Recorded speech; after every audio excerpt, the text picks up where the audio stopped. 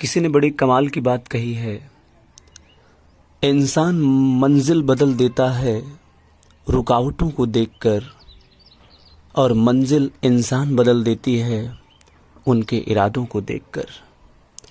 हारने वाले और जीतने वालों में बस फर्क है इतना, हारने वाले मुश्किलों को देखते हैं और जीतने वाले अपनी मंजिल को देखते हैं। Hello guys, welcome to back my YouTube channel. आज की इस वीडियो में और ख़ास तौर पर इस वीडियो की सीरीज़ में हम लोग इनऑर्गेनिक केमिस्ट्री के दूसरे वाले चैप्टर विलियन के इम्पॉर्टेंट न्यूमेरिकल के पार्ट नंबर 2 की बात करेंगे। इस वीडियो में इस चैप्टर की समाप्ति होगी, लास्ट पार्ट की बात करेंगे हम सब। तो टाइम को देखते हुए आइए शुरुआत करते हैं। देखिए, इस चैप्टर में जो इम्पॉर्टेंट न्यूमेरिकल्स हैं उनको पढ़ने से पहले कुछ महत्वपूर्ण जो पॉइंट हैं, सिंबल्स हैं, वो आपको पता होने चाहिए। जैसे आपके सामने लिखा हुआ है कुछ महत्वपूर्ण सिंबल यानी प्रतीक। सबसे पहले इसमें विलयन, जैसे विलयन कोई बना होता है तो दो चीज़ से बना होता है, विलय और विलायक से। जिसमें विलय को हमेशा हम लोग बी से प्रदर्शित करते हैं और विलायक को कैपिटल ए से। द्रव्यमान को W से, अणुभार को M से, मोल अंश को X से, आयतन को V से, मोलरता को M से, मोललता को M से, स्मॉल m से, और मोलरता को कैपिटल M से। विलय का द्रव्यमान अगर मान लीजिए आपको लिखना है सिंबल में, मिक्स सिंबल में लिखना है आपको, तो आप कैसे लिखोगे? WB। अगर विलायक का द्रव्यमान लिखना है तो आप WA लिखोगे, क्योंकि विलायक को आप A मानते हो। विलय का अणुभार MB है, विलायक का अणुभार MA है। विलय का मोल अंश XB मानते हैं, विलायक का मोल अंश XA मानते हैं। विलय का आयतन अगर लिखना हो तो आपको VB लिखना है, विलायक का आयतन VA लिखना है। तो इस तरह से आपको ये सिंबल पता होना चाहिए कि विलय को किससे प्रदर्शित करते हैं, विलायक को किससे प्रदर्शित करते हैं। इसके बाद आपको कुछ महत्वपूर्ण तत्वों के परमाणु भार पता होने चाहिए, जो आप याद कर लीजिएगा। ज़्यादातर यही सब तत्व यूज़ होते हैं, तो इसको बहुत अच्छे तरीके से आप याद कर लीजिएगा। और आइए टाइप नंबर 4 की शुरुआत करते हैं। यही टाइप नंबर फर्स्ट, यदि आप पार्ट नंबर पहला इस वीडियो का नहीं देखे हैं तो इस वीडियो के डिस्क्रिप्शन में आपको उसका लिंक मिल जाएगा, आप वहां से उसको कवर कर लीजिएगा। क्योंकि सबसे पहला पार्ट देखने के बाद ही इसको आप देखेंगे तो आपको क्लियर हो पाएगा। तो आइए देखते हैं टाइप नंबर 4, विलयनों की सांद्रता को व्यक्त करने की इकाई पर आधारित प्रश्न। बेसिक पॉइंट लिखा है मोलरता। विलयनों की सांद्रता को व्यक्त करने में क्या होता है, हम लोग सांद्रता फाइंड करते हैं, मीन्स कंसंट्रेशन फाइंड करते हैं। सांद्रता में क्या निकाला जाता है, जो विलयन होता है उसमें विलय की मात्रा को हमको निकालना पड़ता है कि आखिर उस विलयन में कितना विलय घुला हुआ है। तो विलयन की सांद्रता को निकालने के लिए अलग अलग प्रकार की इकाइयां हैं, जैसे मोलरता निकालने होता है, कभी कभी मोललता निकालना होता है, द्रव्यमान प्रतिशत, आयतन प्रतिशत, द्रव्यमान आयतन प्रतिशत, मोल अंश, ऐसे करके ये सब सांद्रता पद हैं, या फिर इसको आप सांद्रता को व्यक्त करने की इकाई भी कह सकते हो। तो यही सारे क्वेश्चंस के हम लोग बात करेंगे। तो देखो, सबसे पहले A नंबर मोलरता पर आधारित प्रश्न है। तो मोलरता की डेफिनेशन खैर आप लोग जानते होंगे। एग्जाम में ऑब्जेक्टिव क्वेश्चन बन जाता है कि आखिर मोलरता किस पर डिपेंड करती है। तो याद रख लीजिएगा, मोलरता आयतन पर निर्भर करती है और मोललता जो है, मोललता द्रव्यमान पर डिपेंड होती है। तो याद रखिएगा आप, मोलरता आयतन पर और मोललता द्रव्यमान पर डिपेंड होता है। तो मोलरता पर आधारित प्रश्न में देखिए, मोलरता बराबर क्या होता है, विलय के मोल अंश, विलय के मोलों की संख्या बटे विलयन का आयतन लीटर में। इसको सिंबल से अगर निकाला जाए तो मोलरता को आपको पता है, अभी बताया गया है, मोलरता को कैपिटल M से, विलय की मोलों की संख्या को NB से, विलयन का आयतन VS यानी लीटर में, NB बराबर WB बाई अपान, यानी WB अपान में MB। वैल्यू को पुट किया गया और देखिए सॉल्व करने पे क्या आ गया, capital M is equal to WB बटे MB इंटू VS लीटर में। मान लीजिए इसको आपको ग्राम उसमें ml बनाना है, तो इधर हमने ml में उसको चेंज कर दिया है। तो कैपिटल M बराबर WB इंटू में 1000 MB इंटू VS ml, और जहाँ क्या है, कैपिटल एम मोलरता है, डब्ल्यू बी विलेय का द्रव्यमान, एम बी विलय का अणुभार है और वी एस विलयन का आयतन है। एस का मतलब सॉल्यूशन, वी मीन्स वॉल्यूम, तो सॉल्यूशन का वॉल्यूम यानी विलयन का आयतन। अब देखिए क्वेश्चन की बात करेंगे तो क्वेश्चन आपके सामने देखिए लिखा होगा 120 ग्राम NaOH को 2 लीटर विलायक में घोला गया है, तो इस विलयन की मोलरता की गणना करना है हम लोगों को। तो सबसे पहले आपको विथ पेशेंस आपको सबसे पहले गिवन दैट लिखना है, जिसकी क्वांटिटी देखो इसमें द्रव्यमान दिया 120 ग्राम दिया है, तो इसका मतलब ये मॉस है, द्रव्यमान है। WB कितना दिया, 120 ग्राम लिख दिया हमने। देखो VS यानी सॉल्यूशन का वॉल्यूम यानी आयतन 2 लीटर दिया है, 2 लीटर, लीटर को हम किस में चेंज कर दिए, देखो ml में, 1000 से गुणा करके ml में चेंज कर दिए, क्योंकि यूनिट जो होनी चाहिए वो सेम, सबकी सेम होनी चाहिए, एक ही पद्धति में होनी चाहिए, MKS में, CGS में, किसी भी एक पद्धति में आप करो, क्योंकि ग्राम में लिखा है तो इसको ml में करना पड़ेगा। अगर वो किलोग्राम में लिखा होता तो लीटर ठीक रहता, कोई दिक्कत नहीं है। अब NaOH के लिए MB की वैल्यू अगर सॉल्व करोगे तो आप जानते हो सोडियम का परमाणु भार होता है 23, ऑक्सीजन का 16 होता है, हाइड्रोजन का 1 होता है, इसको ऐड किया गया 40 यानी 40 आ गया। अब वही जो फार्मूला भी आपको बताया गया है उसी फार्मूले में हमने इसको रखा और सभी मानों को रखने पर इसका आंसर देखो कितना आ गया है, 1.5 ग्राम प्रति मिली, ये इसका आंसर हो गया। अगला जो क्वेश्चन है सेम टाइप का है, 200 ml विलयन में 4 ग्राम NaOH घुला हुआ है, तो विलयन की मोलरता ज्ञात करना है। सेम इसी प्रकार से आपको इसको करना है, because practice makes a man perfect, इसको आपको सेल्फ सॉल्व करना है। अब देखिए नेक्स्ट है मोललता पर आधारित प्रश्न। मोललता पर आधारित प्रश्न, तो मोललता बराबर क्या होता है, विलेय की मोलों की संख्या बटे विलायक का द्रव्यमान। हमने अभी बताया था आपको कि मोललता जो है वो द्रव्यमान पर डिपेंड होता है। इसको सिंबल से लिखें तो मोललता को स्मॉल m से प्रदर्शित करते हैं, विलेय की मोलों की संख्या NB, विलायक का द्रव्यमान, विलायक को A से और द्रव्यमान को W से प्रदर्शित करते हैं, तो WA हो गया kg में। NB बराबर जानते हैं WB अपान MB, वैल्यू को रखा गया है, ये आ गया देखिए। उसके बाद ये आपका एक फार्मूला बना M = WB अपान MB इंटू में WA kg में यानी किलोग्राम में। मान लीजिए ग्राम में दिया हुआ है तो क्या करेंगे, फिर देखो ग्राम में चेंज करके उसको हमने चेंज कर दिया ग्राम में। ग्राम में चेंज करने का मतलब ऊपर 1000 से गुणा कर दिया हमने, तो ये ग्राम में चेंज हो गया। देखो जहां स्मॉल m मोललता है, W विलेय का द्रव्यमान है, MB विलेय का अणुभार है, WA विलायक का द्रव्यमान है। अब देखिए इस पर बेस्ड एक क्वेश्चन आपके सामने लिखा होगा, एक लवण का अणुभार 30 है, लवण की 3 ग्राम मात्रा 250 ग्राम जल में विलीन की गई, तो विलयन की मोललता ज्ञात करना है। फिर वही गिवन दैट लिखना है आपको। देखो सबसे पहले कोई भी क्वेश्चन है उसका गिवन दैट जरूर आप लिखो। गिवन दैट लिखने के बाद आपको पता चल जाएगा कि आखिर कौन सा फार्मूला उसमें यूज किया जाए और कैसे सॉल्व किया जाए। तो इसलिए सबसे पहले आपको गिवन दैट लिखना आना चाहिए, मतलब क्या क्या दिया हुआ है और हमें क्या फाइंड करना है।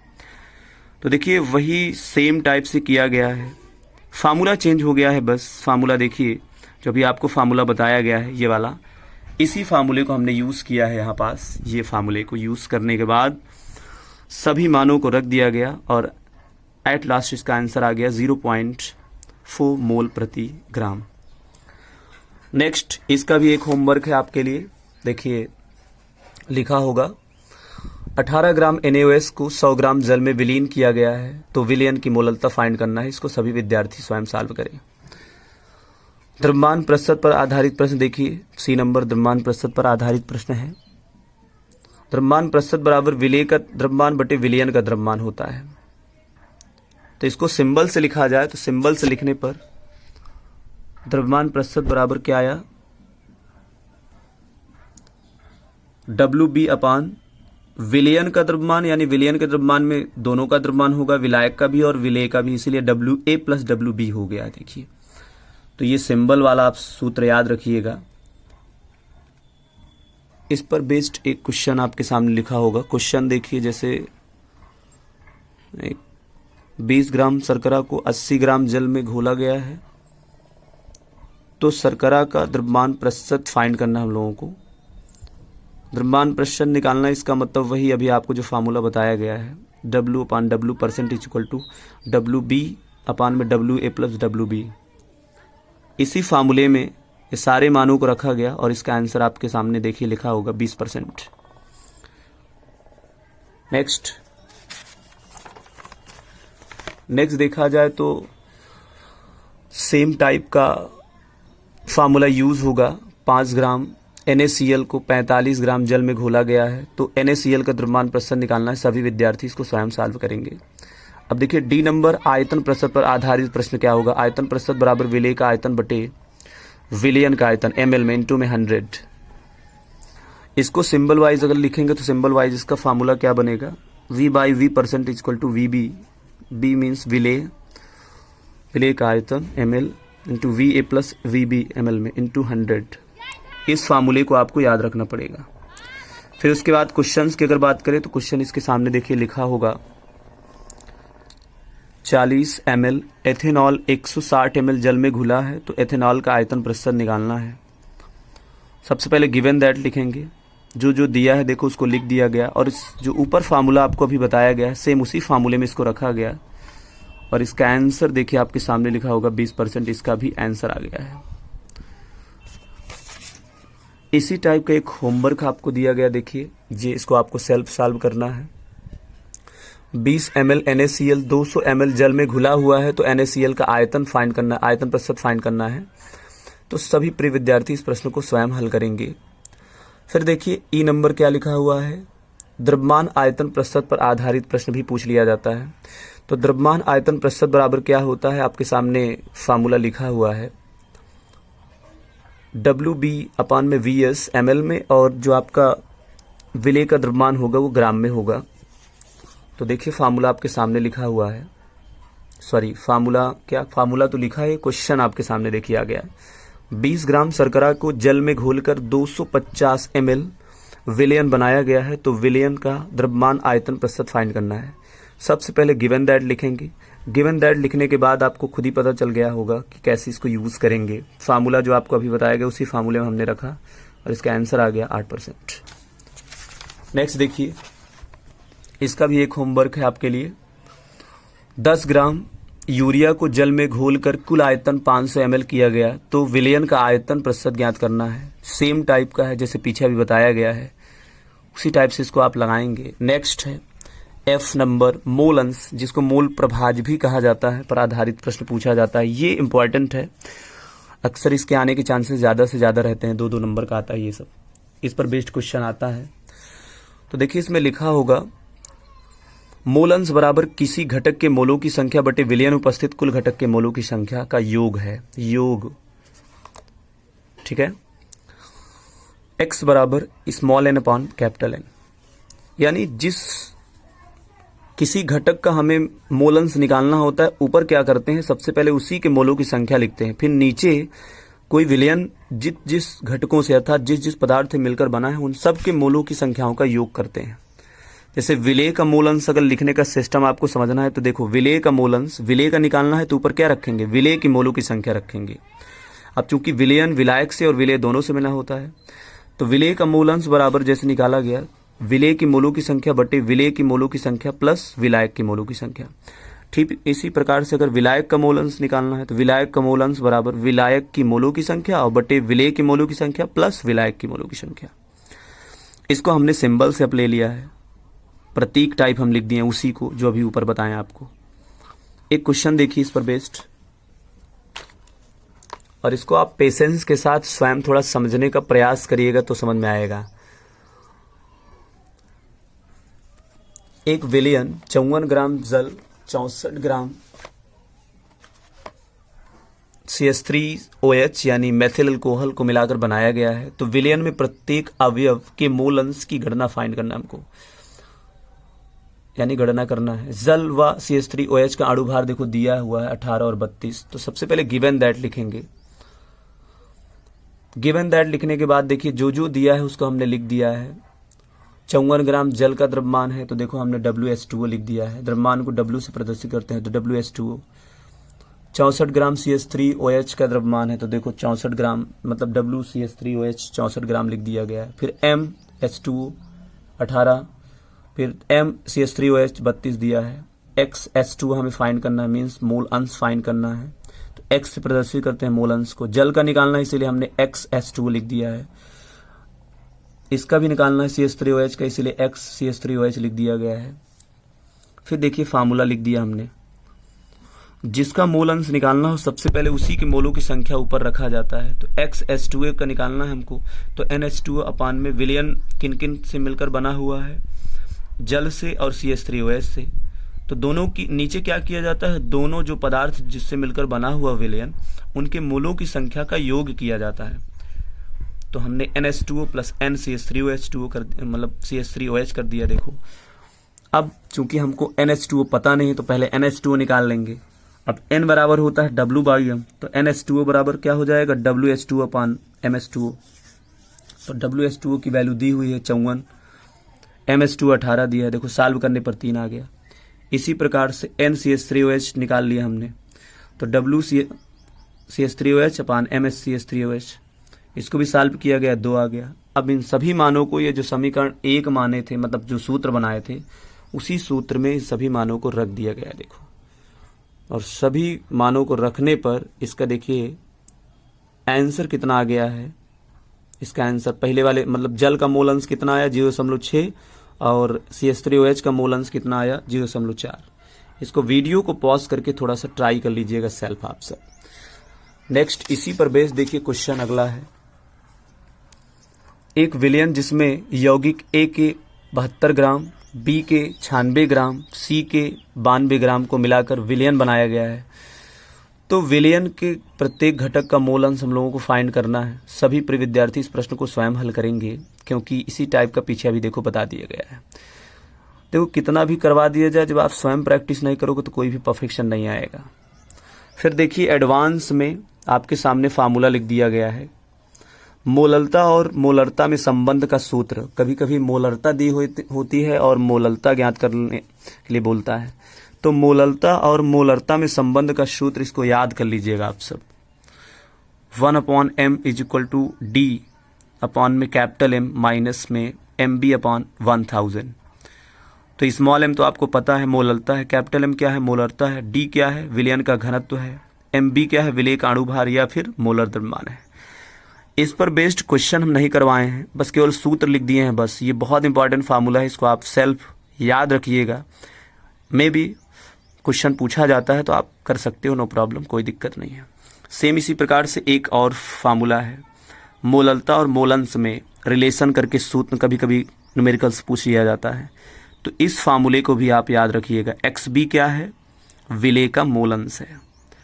तो मोलंश और मोलरता में संबंध का सूत्र ये आपका नीचे लिखा हुआ है, और मोललता और मोलरता में संबंध का फार्मूला ये लिखा हुआ है।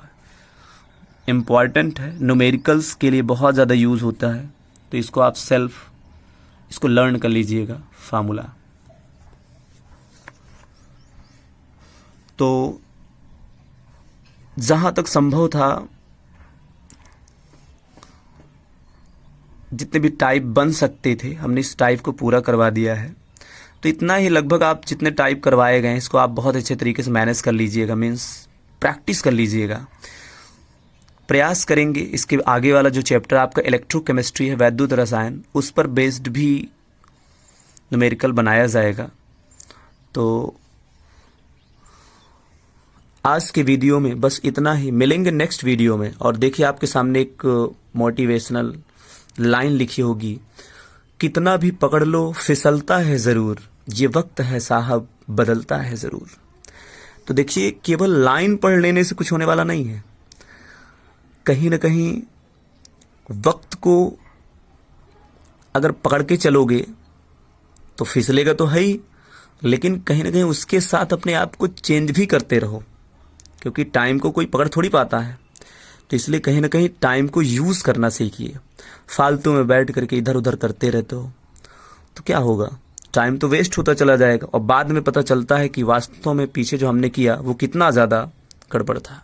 तो इसलिए प्रयास करिए, टाइम को ज़्यादा से ज़्यादा यूटिलाइज़ कीजिए, मीन्स यूज़ कीजिए, अच्छे तरीके में करने के लिए, अच्छी चीज़ों को सीखने के लिए, क्योंकि जीवन के हर पड़ाव में सीखे गए छोटे छोटे अनुभव ही हमको जीना सिखा देते हैं।